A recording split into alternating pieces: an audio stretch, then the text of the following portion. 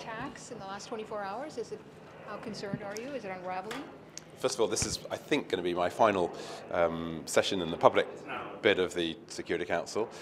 And it's fitting that it's on Colombia, because that's, I think, one of the biggest success stories for the Security Council in all the time that I've been here, and very proud to have been the pen holder for that issue and to work with my council colleagues to get these now 2 political missions up and running in Colombia.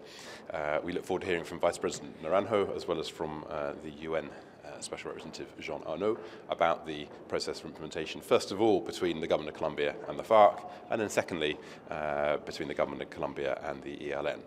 On the peace process with the FARC, we have had now a year of implementation.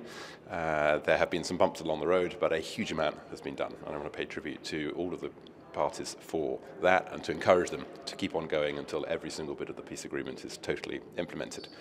With the ELN, there have been discussions ongoing, and we very much hope that those will carry on and there will be a renewal of the ceasefire. But there was not sufficient progress before the previous ceasefire ran out yesterday, and so we are very concerned about any risks to that ceasefire. The President of Colombia suspended the talks this morning.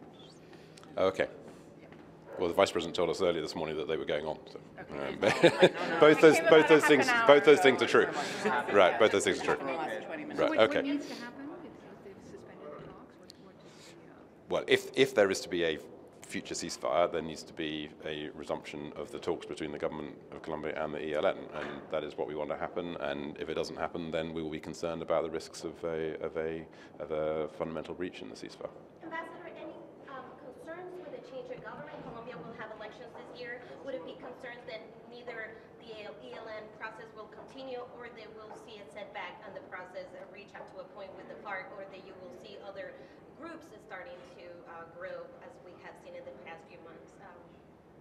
Colombia is a democracy, and in democracies there is a very wide range of opinion. We saw with the referendum on the peace agreement with the FARC how unpopular it was in parts of the country.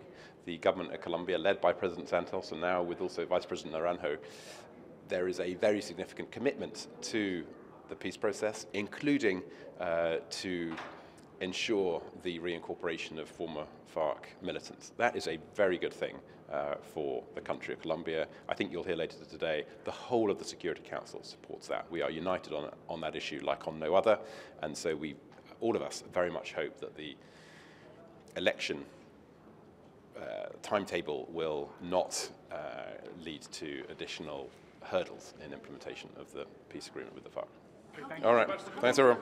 One on Syria, is that possible? Yeah. One on Syria. Sochi, it looks like the UN is veering towards accepting Sochi in the Sochi meeting that's supposed to take place in a couple of weeks' time. Your reaction? First of all, I don't think it'll happen in a couple of weeks' time. Secondly, I would be quite surprised if the UN were able to accept it unless the conditions that the Secretary General has very clearly set out are agreed. If they are, then that's fine. But I think that underneath the concern that the UN Secretary General has is a concern which we share, which is that this needs to be about Geneva. It needs to be about transition. It needs to be about UNSC Resolution 2254, and anything else is a sideshow. And if Sochi can be about all of those things, fine, who would be against it? But if actually it's a sideshow, if it's some rival bit of process that Russia and their allies are building up in order to detract from the essentials of Resolution 2254, then of course we'd be against it, and so is Antonio Guterres. Okay, Thanks. Bye.